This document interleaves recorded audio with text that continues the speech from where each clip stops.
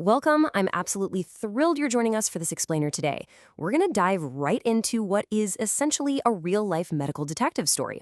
We're going to demystify the hidden and honestly totally overlooked connection between our jobs and our respiratory health. Most of us probably think about workplace safety in terms of like hard hats, safety goggles, or just avoiding heavy machinery. But what if the hazard is completely invisible? What if the air you breathe at work or even the materials you touch are silently compromising your lungs? Today, we're investigating the truly fascinating and absolutely critical world of work-related asthma. We're going to break down the science, unmask these hidden triggers, and most importantly, show you exactly how this is a totally preventable problem. Okay, let's dive into this. Have you ever noticed your breathing mysteriously clearing up when you're away from work? Maybe a persistent cough just disappears on a Saturday morning, or that tightness in your chest completely vanishes during a week-long vacation, only to roar right back the second you clock back in. Well, in the world of occupational medicine, this very simple question is the core clue of our investigation. It's the ultimate red flag that tells doctors and safety experts that your work environment might actually be the scene of the crime. And the scale of this issue? It's honestly staggering. Research from the European Annals of Allergy and Clinical Immunology reveals that an astonishing 10 to 25% of all adult asthma in Europe is actually attributable to occupational exposure. I mean, think about that for a second. Up to a quarter of all adult asthma cases aren't just bad luck, and they aren't purely genetic. They're directly tied to the environments where people literally make their living. That statistic gives some massive physical weight to this invisible workplace hazard, doesn't it? To really get to the bottom of this mystery, we've got to separate the concept of work-related asthma into two distinct subcategories. On one side, we have occupational asthma, or OA. This is asthma that is fundamentally caused by your workplace exposure. So you didn't have it before, but the job actually created the disease. On the flip side, we have work-exacerbated asthma, or WEA. This means you already had asthma, but the factors at your workplace are actively aggravating it and making it worse.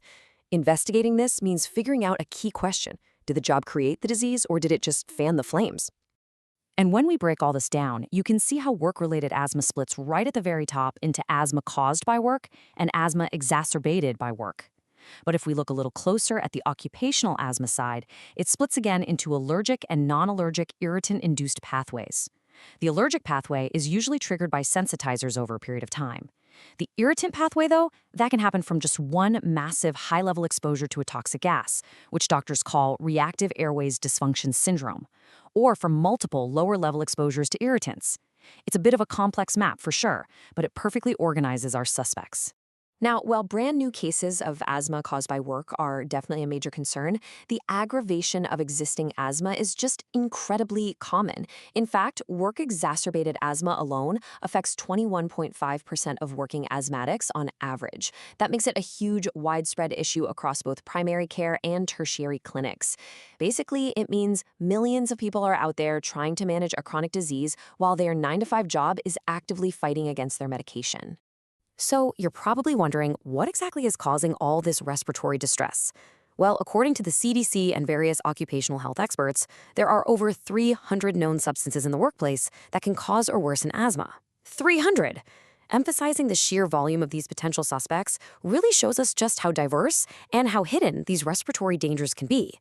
They aren't just lurking in heavy manufacturing. They're literally hiding in plain sight across almost every industry you can imagine. You'll find this wide array of invisible culprits practically everywhere. We're talking about animal dander for veterinarians, chlorine-based cleaning products for janitorial staff, and dust from wood, grain, or flour affecting carpenters and bakers.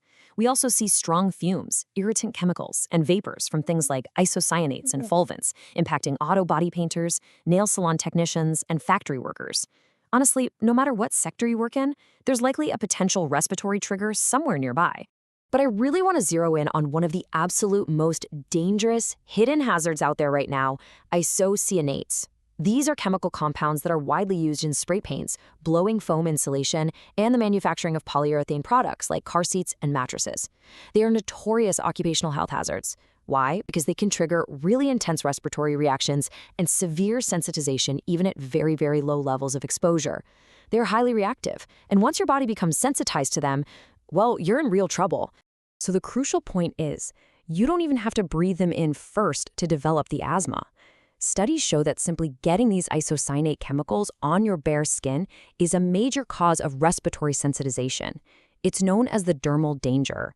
If you accidentally spill a little on your arm, your immune system can become so incredibly sensitized that the next time you simply inhale a tiny vapor of it, your body launches into a full-blown asthma attack. And because they don't wash easily off skin or clothing, this invisible threat is super persistent. Now that we've identified the suspects and their methods, let's pivot a bit to the investigation phase. How do medical professionals, safety inspectors, and agencies like OSHA actually track down these workplace triggers to protect workers? Well, it requires a really smart blend of clever questioning and hard, objective medical science to definitively link the symptoms back to the job site. Now, what's really interesting here is how simple questions act as vital detective tools. Take a look at these official OSHA symptom questionnaires. They don't just ask, hey, do you have asthma? They ask things like, do you think your symptoms are brought on by any particular work activity or chemical exposure? They ask about watery eyes and nose stuffiness or itching.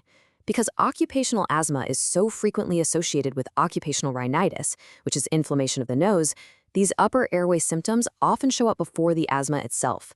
They basically act as an early warning siren for the investigator. Of course, when a questionnaire isn't quite enough to crack the case, specialists bring in the heavy-duty clinical tools. They use serial peak expiratory flow readings, which objectively monitor a worker's lung function during realistic work exposures over a few weeks. They use spirometry to measure airway obstruction. They run allergy skin and blood tests, and in specialized centers, they even use specific inhalation challenges. This is where a worker is safely exposed to the suspected agent in a controlled lab setting, just to definitively prove the direct relationship between that chemical and the asthma attack. But here's the absolute most important shift we need to make today, turning all this investigation into prevention. The greatest tragedy of work-related asthma is that it is fundamentally a preventable disease. Seriously, nobody has to suffer. Nobody should have to lose their livelihood or deal with lifelong lung impairment if the proper protocols are just followed. So it's time to shift our tone from just identifying the medical problem to actually empowering you with the occupational safety solutions. Let's move to how we build a culture of absolute safety and see how this builds from the top down. It all starts with the hierarchy of controls. This is basically the gold standard for neutralizing workplace hazards, recommended by the CDC, NIOSH, and OSHA. It works from the absolute most effective strategy at the top down to the least effective at the bottom. The absolute best thing you can do? Eliminate the hazard completely. If you can't do that, you substitute it for something safer. If you absolutely must use the hazard, you install engineering controls to isolate it. Then you use administrative controls to change how people work around it. And finally, at the very bottom, you use PPE. Let's dive into the practical application of those middle steps, engineering and administrative controls, because this is what a safe, proactive workplace actually looks like in action.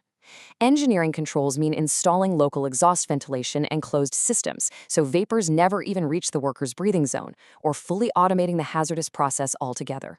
Administrative controls mean implementing job rotations to strictly limit exposure times. It means providing separate lockers for work and street clothes so workers aren't accidentally taking toxic chemicals home to their families. And it means setting up regular medical surveillance programs to catch those early warning signs before any permanent sensitization happens. Now, I do have to issue a bit of a stern but very helpful warning right here. Personal protective equipment, we're talking respirators, face masks, gloves, should never, ever be the sole method for protecting workers. They are the absolute last line of defense. If your primary engineering controls fail, or if a respirator doesn't fit perfectly, that worker is instantly exposed. In fact, studies show workers can still get asthma even when using PPE if those higher-level controls aren't aggressively maintained. PPE is a safety net. It is not the primary floor you walk on. To really summarize our core message today, I want to leave you with this powerful concluding quote from the National Institute for Occupational Safety and Health, specifically regarding those dangerous chemicals we discussed earlier. They state, "Preventing exposure to isocyanates is a critical step in eliminating the health hazard." And that right there is the absolute key to protecting long-term respiratory health. You can't just manage the asthma once it happens. You have to proactively eliminate the exposure before the very first breath or before the very first drop even touches the skin. So, I want to end this explainer with a somewhat provocative final thought. Take a second to look around your own environment. Whether you're an employee feeling a bit unusually tired and tight-chested on a Thursday afternoon, or you're an employer designing a brand new production floor, is it time to evaluate your own workplace? The connection between our jobs and our lungs might be invisible, but the power to fix it? That is entirely in our hands. Thank you so much for joining me to uncover this fascinating and vital topic. Stay curious, stay safe, and breathe easy.